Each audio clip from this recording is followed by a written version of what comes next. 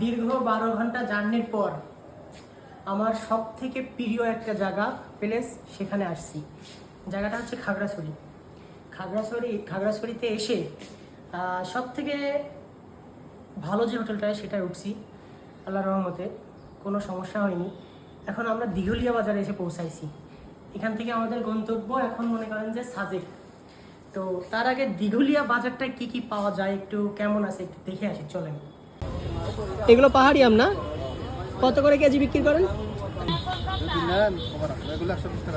এগুলো 120 টাকা, আর এগুলো 100 টাকা। 50 টাকা ছড়া? এই 1 ঘন্টা 50, তাই তো? দিদি কয় টাকা করে আনারস? 10টা কয় টাকা? 10টা 100 টাকা।